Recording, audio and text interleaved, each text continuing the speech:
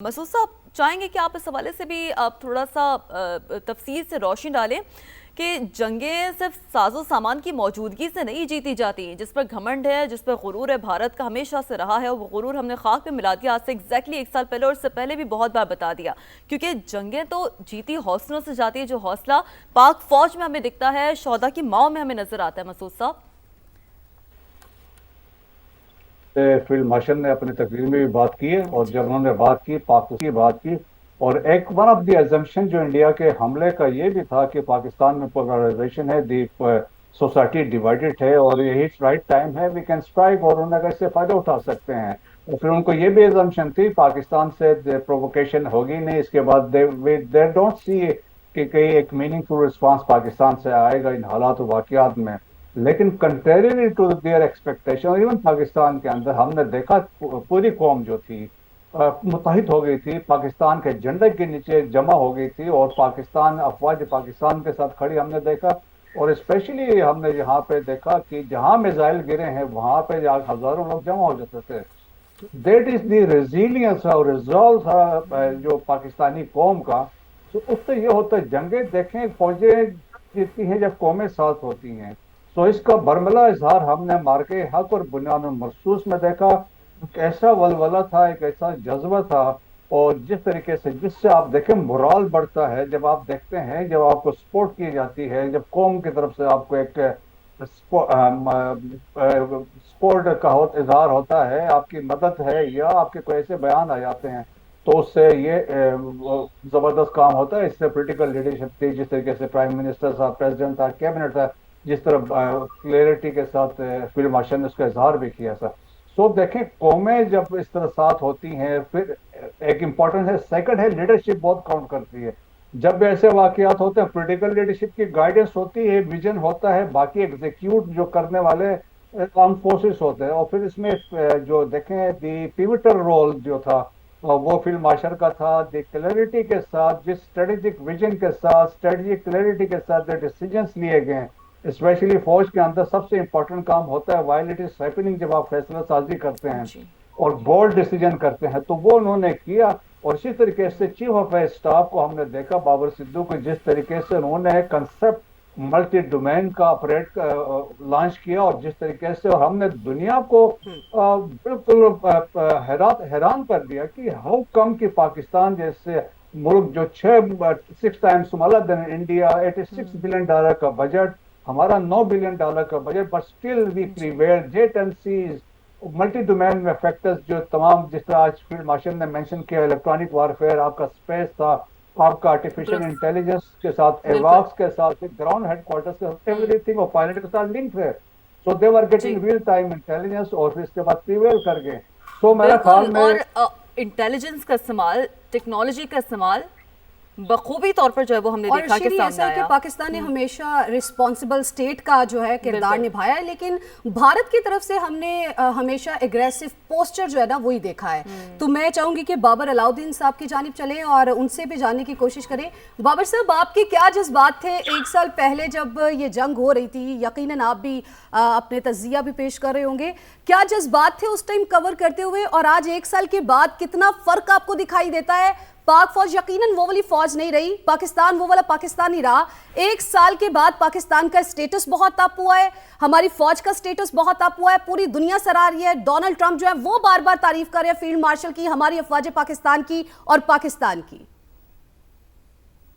جی الحمدللہ، اس میں کوئی شک نہیں ہے، میرے بھی جذبات یقینی طور پہ وہی تھے اور آج بھی وہی ہیں جو کسی بھی محب وطن پاکستانی کے ہونے چاہیے۔ اور یہ جذبات اس لیے ہیں کہ ہم سب جانتے ہیں، ہم ڈسکس بھی کر رہے ہیں، ہم نے پچھلے سال دیکھا بھی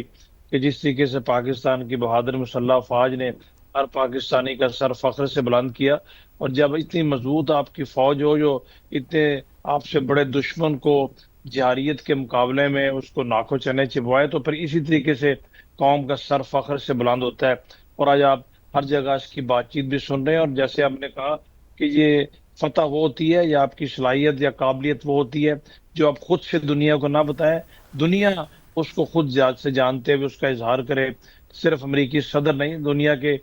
تمام آلموسٹ کنٹریز میں، دنیا کے ممالک میں آج پاکستان کا جس طریقے سے نام ہے، عزت ہے، یہ اس لیے ہے کہ اللہ تعالیٰ نے پچھلے سال ہمیں یہ شاندار فتح عطا فرمائی، اور فتح کے ساتھ طاقت آتی ہے، اور جب طاقت ہوتی ہے تو پھر لوگ آپ سے بات بھی کرتے ہیں۔ اگر آپ کو طاقت نہیں ہے، کمزور ہیں، تو پھر آپ سے کوئی بات نہیں کرتا، پھر آپ ریلیونٹ نہیں رہتے۔ ریلیونٹ رہنے کے لیے اپنی طاقت کا اظہار کرنا پڑتا ہے، اور طاقت کا اظہار آج خود نہیں کیا جاتا ہے، جب اللہ آپ کو موقع دیتا ہے اس موقع کا فائدہ اٹھاتے ہوئے اگر اس موقع کے مطابق آپ نے اپنی قوت کا اظہار کر دیا تو پھر آپ کے وہ انمٹ نشان ہمیشہ کے لیے رہتے ہیں۔ ہندوستان نے جارحیت کی، رات کے اندھیرے میں کی، ہمارے سیولین ٹارگٹس کو انگیج کیا، نیتے لوگوں کو نشانہ بنایا، اور اس کے مقابلے میں ہم نے للکار کے پھر جب اس کو جواب دیا تو وہ اصل میں موقع تھا، جس موقع کو جس کو کہتے ہیں نا سیلنگ دی اپرچونٹی، تو اپرچونٹی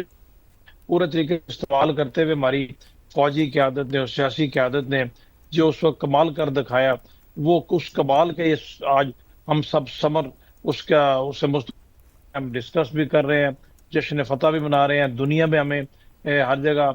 ہم سے اظہار یکجہتی کر رہی ہے، اور ہندوستان آپ دیکھ لیں کہ انہوں نے پہل کی، جارحیت کی، انہوں نے اشتعال انگیزی کی، اور لیکن اس کو وہ سنبھال نہیں سکے، اس کو اپنے حق میں کنورٹ نہیں کر سکے، کیونکہ ان کے اندر وہ جذبہ یا وہ ریزیلینس ہے، جس کو کوئی بھی نام دے لے وہ نہیں۔ میں سمجھتا ہوں کہ جو سب سے بڑا ایسٹ پاکستان کی افواج کا ہے،